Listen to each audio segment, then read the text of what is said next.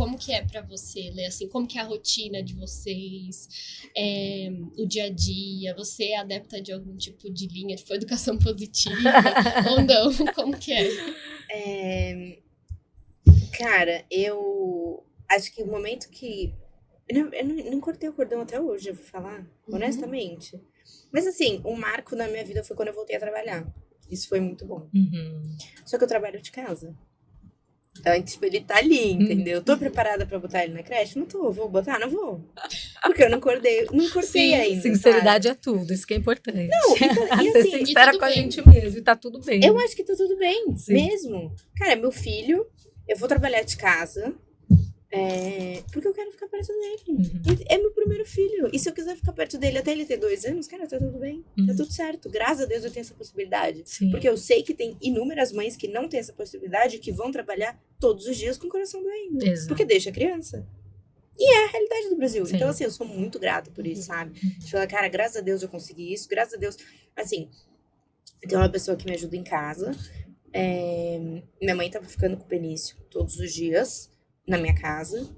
E se fosse na casa dela também não teria problema nenhum. Mas assim, eu tenho a minha rotina de trabalho. Então eu acordo, eu faço tudo com o Benício, que ele acorda super cedo, eu começo a trabalhar depois. Mas, cada reunião que eu desligo, eu vou dar um beijinho nele. Eu dou mamar pra ele. O Benício mora no peito até hoje. Eu brinco com ele. E continuo tendo a minha rotina, tá? Porque eu consegui conciliar. Mas é isso, eu tenho gente que me ajuda, né? E também o Vinícius, ele como por ser dono do trabalho dele também não, porque eu não sou, né? Mas assim, por ele ser dono da empresa com a família dele, ele consegue trabalhar às vezes de casa. Então, tipo, ele me ajuda também, sabe? Eu falo, pô, agora eu vou entrar em reunião, se o Benício não dá pra ficar, ele fala, relaxa, eu fico com o Benício. Tem Enfim. maior flexibilidade, Tem. assim, né? De estar ali. Tem. O Benício, ele tem os pais extremamente em casa, assim. Maravilhoso.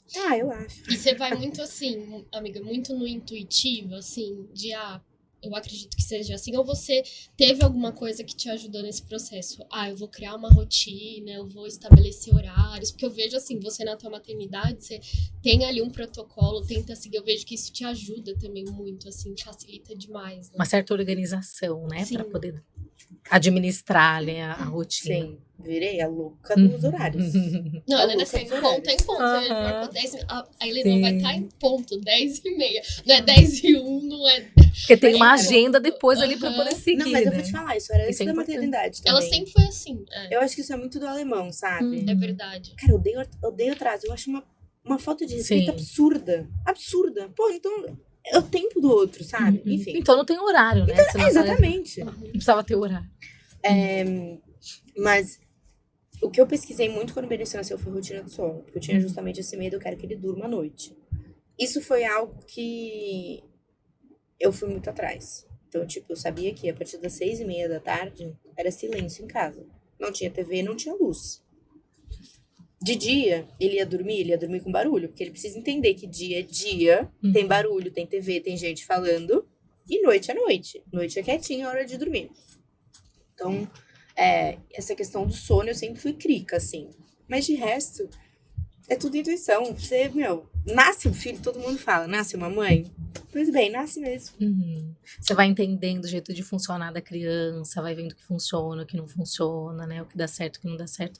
E isso é uma coisa bastante relevante e importante sobre como a mãe consegue ir identificando, né, ali na vivência com a criança, até as necessidades da própria criança, né? Porque um dos primeiros anos de vida é o quanto é necessário que, enquanto pai e mãe, a gente atenda as necessidades da criança para que, né, a gente se transforme num adulto que seja funcional, que saiba lidar com as questões da vida. Então, esses primeiros anos de vida, eles são bastante importantes.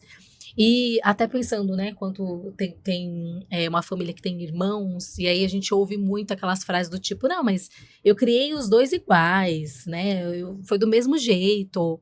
E na prática não é, porque, né, quem tem irmão sabe que não é criado do mesmo jeito, até porque se tem algo errado, já começa aí. Porque a gente tem o nosso jeito de ser especificamente, assim, muito particular. Nosso temperamento é diferente. Então, a gente não é igual ao nosso irmão, o nosso primo, enfim. tem um jeitinho de ser particular. E imagino que com o Benício você vai vendo, né, algumas coisinhas dele de, você é amorosa em determinado ponto, mas pode ser que do jeito que você é, de repente, ele não curta tanto. E o jeito que você estabelece alguns limites, pode ser que ele precise de menos limites do que você estabelece, e isso vai ajustando. E aí, pensando nas necessidades básicas, né, de vínculo seguro, competência, autonomia, limites realistas, liberdade de expressão, espontaneidade no lazer, quanto é importante a gente atender essas necessidades para que ele cresça realmente funcional, mas que não vai ser uma receita de bolo. Se você tiver um outro filho, vai ser diferente com esse outro filho. E como que você percebe isso, assim? Eu não sei se você tem algum exemplo que você pode trazer pra gente de coisas do teu jeito de ser mesmo, das tuas linguagens de amor, por exemplo, que você faça com ele, que você vê que funciona, que você fala, nossa, isso aqui eu tô conseguindo atender bem, e o que você sente que não, que você teve que adaptar ali, de repente, pro jeitinho de ser dele. Cara, eu acho que o que eu tive que adaptar e que eu sofro até hoje em relação à comida. Uhum. Tipo assim, ele não tem muito. Peraí que eu me desconcentrei. Então, de comida. Então, por exemplo, não adianta eu botar horário pra ele comer. Se ele não tiver com fome, ele não vai comer. Uhum. Isso é algo que eu preciso trabalhar em mim, sabe? Porque geralmente às 11 horas eu quero dar almoço pra ele. E tem vezes que ele come o café da manhã um pouco mais tarde, às 11 horas ele não tá com fome. Uhum. Então, tipo, eu tenho que entender e falar, tá bom, beleza, agora não, já a gente faz. Agora, em relação ao resto, eu acho que assim, ele acabou de fazer 1 ano. Então ele começou agora essa fase de vontades. De quero, não quero. Então, tipo, ainda não tenho know-how pra falar, sabe? Sim. Porque até então ele era cara, fazia tudo que eu mandava, queria, pode, não pode. Então, tipo, ele tá começando a entender e descobrir as vontades dele e o que ele quer fazer agora. Então, assim, talvez daqui 6 meses. Expressando mais. Assim, até do ponto de vista da neurociência, a partir dos 2 anos que a criança começa a se perceber uma criança fora da mãe, né? Até os 2, exato, é uma coisa só. Então, por enquanto, ele ainda é uma extensão sua ali por ali, né? Assim, você olha pra ele, você se vê. Então, tem muito essa conexão, essa simbiose que nem a Mi falou.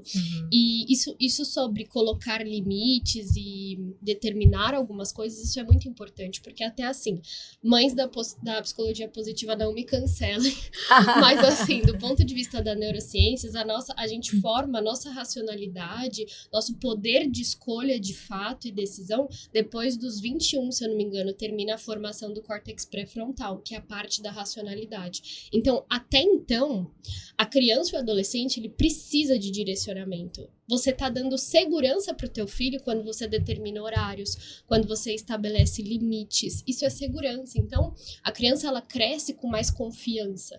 Pode reparar, geralmente, adultos que cresceram muito soltos, assim, muito livres, sem um acompanhamento, sem, de fato, ter ali uma orientação mais clara dos pais, são geralmente adultos mais inseguros. Porque eles se sentem inseguros. Então, é muito importante isso, assim. Até, às vezes, você fala, é meio intuitivo, mas você tá colocando ali pra ele, tá colocando um lar e criando uma atmosfera muito positiva nesse sentido de colocar os limites, de acolher, de colocar uma rotina. Claro, existe uma flexibilidade, não é que aquilo ali a gente vai levar a ferro e fogo, mas isso é muito bom, assim. Não, ele tem super. Ele tem super e eu sou a favor também. Acho a educação positiva muito legal, mas eu não pratico, não consigo. Não conheço sobre, sabe? Eu não sei. E eu acho que, claro, tem que ter limite, tem que impor, tem que falar, não pode, acabou, cara. Você tem que ouvir não. A vida é sobre se frustrar. Porque aí a criança, o que acontece? Eu sei que tem muita gente que fala que não, né? Que na educação positiva, a criança ela vai ter frustração. Só que o problema é que a criança ela começa a pensar que ela pode escolher tudo. Então, por exemplo, você quer comer maçã ou banana? Nem sempre a criança vai poder escolher. Na vida a gente não pode escolher. Você quer trabalhar às 10 ou meio-dia? Não, você vai trabalhar às 8. Sim. Então, assim, a vida adulta é sobre lidar com frustrações, é sobre saber controlar essas emoções, né? Sobre conseguir receber um não. Então, é importante sim o não. Eu acredito, pelo menos assim, é uma ideia que eu cresci com a educação tradicional, e educação tradicional não significa uma educação autoritária. São coisas diferentes. Eu mando, você obedece, né? A Não educação, é sobre isso. a educação tradicional, ela pode ser uma educação com amor, afeto, respeito, carinho, atenção, mas ela é uma educação com limites. E é uma das necessidades básicas, limites com afeto. Esse afeto Exato. é o que vai fazer a diferença, né? E é exatamente isso que você trouxe, muito rico, porque acho que tem uma confusão, tá acontecendo uma confusão, uma desproporcionalidade, porque a gente sai de uma educação muitas vezes que é assim, eu mando, você obedece, e aí pensar nossos pais e avós, e de repente até, né, o nosso, eu falo por mim, tive um pouco dessa educação, tipo, você vai fazer agora, porque não importa, mas você tem que fazer, né? Um pouco assim, de a gente viver numa geração, de repente, que você tudo é negociável. E aí o ponto é, nem tudo é negociável. Esse é o limite com a nem afeto, tudo é negociável. né? Vai ter coisa que você vai sentar com a criança e vai falar assim, tá bom, tá, você não quer com essa? Pode com essa? Ok. Mas tem coisas que não, você vai fazer. Você precisa fazer isso aqui. Né? Mas por que não? Agora não. Isso aqui não tem negociação.